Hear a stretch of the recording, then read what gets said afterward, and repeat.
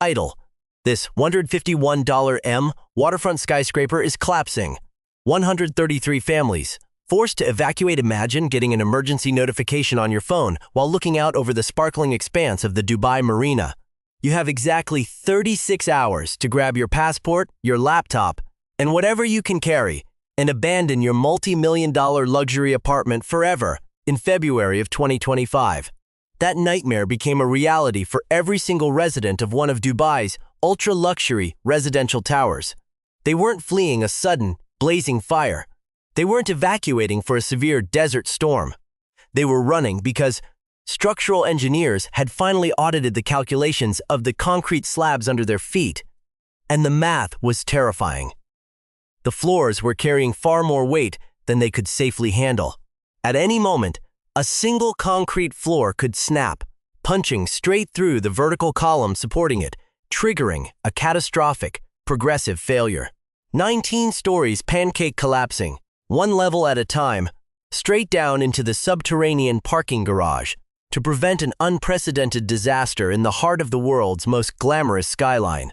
City authorities completely emptied the building before gravity could do it for them. Decades before this sudden evacuation, this tower was the ultimate symbol of the booming UAE property market. Erected during the initial wave of Dubai's high-rise explosion, it stood as a proud landmark right on the prime waterfront, flanked by open Arabian Gulf waters on one side and the sprawling luxury of downtown and the Palm Jumeirah on the other. It featured over 100 premium condominiums and an exclusive cluster of townhomes at its base.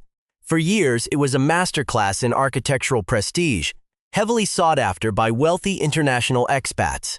But living on the edge of the sea in extreme desert heat comes with a hidden, unrelenting tax, and as the residents were about to find out, luxury aesthetics cannot override the brutal laws of structural engineering. The scorching Arabian Gulf environment doesn't care about luxury real estate branding. By 2015, the relentless marine air and blistering summer heat, reaching past 115 Fahrenheit, had been silently punishing the skyscraper for decades. The extreme heat expansion, paired with salty humidity, triggered massive glass fatigue and structural deterioration. Engineers discovered severe concrete spalling and corrosion deep within the post-tensioned parking deck beneath the tower. Heavy chunks of concrete were actively detaching from the ceiling of the garage, falling right where residents parked their supercars. The Homeowners Association had to bring in specialized contractors for an emergency, multi-million-dollar restoration. They repaired the crumbling structural elements and installed complex cathodic protection systems to chemically halt the rusting of the internal steel. They did all of this while residents continued living inside, with massive climbing platforms scaling the glass facade. But during these repairs, engineers uncovered a chilling defect that had nothing to do with weather. The original developers had placed the critical reinforcing steel in the wrong positions during construction. The foundations and floor slabs were fundamentally weaker than designed from day one. It was a massive warning sign, but nobody asked the ultimate question. If they botched the slabs, what else did they get wrong? The answer came by accident in 2022. During a routine interior renovation of a private penthouse, a contractor opened up a wall and found a terrifying structural gap where a main vertical column met the horizontal floor slab. The HOA hired an engineering firm to investigate, but because owners didn't want their luxury walls torn apart, the firm could only inspect 16% of the building. The findings were grim. The building was sinking into the reclaimed marine land, and the concrete joints were near total failure. The firm recommended immediate steel shoring to prop up the floors, but stopped just short of declaring it immediately unlivable. So, the warnings were logged, filed away, and ignored. By early 2025, a secondary, exhaustive engineering audit was ordered. This time, they ran the full math. On February 25, 2025, a brutal letter was delivered to management. The structural integrity was compromised. The building was officially unsafe for human habitation. To understand how a luxury Dubai skyscraper reaches the brink of total collapse, you have to look at the engineering method behind it. This tower relied heavily on a flat plate construction system. In this design, There are no heavy supporting beams under the floors. Instead, flat concrete slabs rest directly on top of vertical columns.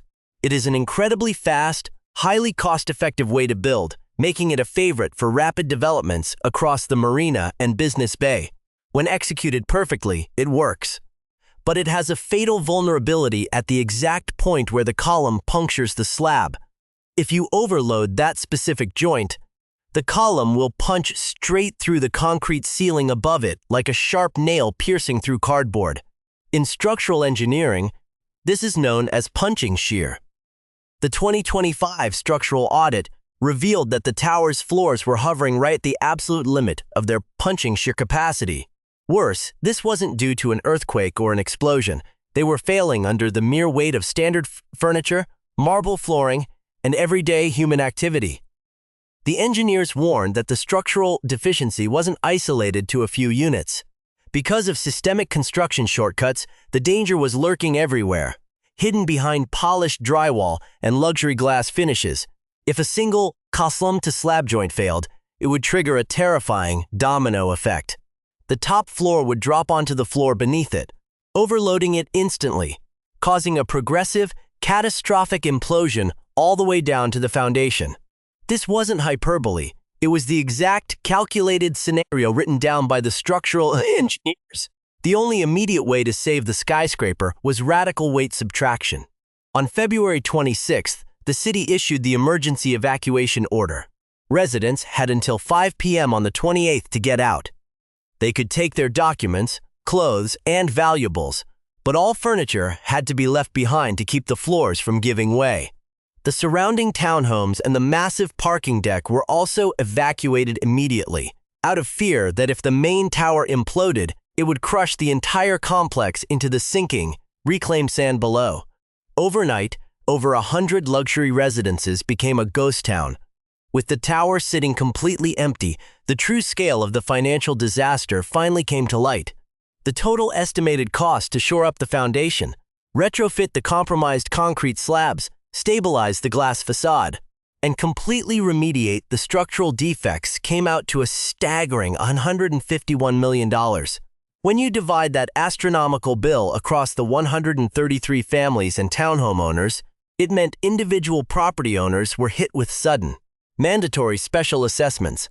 Wealthy expats and retirees, who had poured their life savings into a premium piece of Dubai real estate, were looking at individual bills ranging from $1 million to nearly $1.5 million, just to fix a building they weren't even allowed to enter. On top of that, displaced residents were forced to pay up to $5,000 a month out of pocket just to rent alternative luxury housing in the marina or downtown, while their investments sat in limbo. For many, the repair assessment was significantly higher than what their entire apartment was actually worth on the open market. It created a ruinous financial trap. Do you pay $1 million plus bill for a compromised property, attempt to sell it at a devastating loss to predatory buyers, or simply walk away from your entire life savings and leave the country? To make matters worse, the corporate insurance policies carried by the tower's management completely failed them. Because the crisis was ruled a result of original construction defects and decades of unaddressed structural wear rather than a sudden external event, the insurance claims were flatly denied. There was no safety net.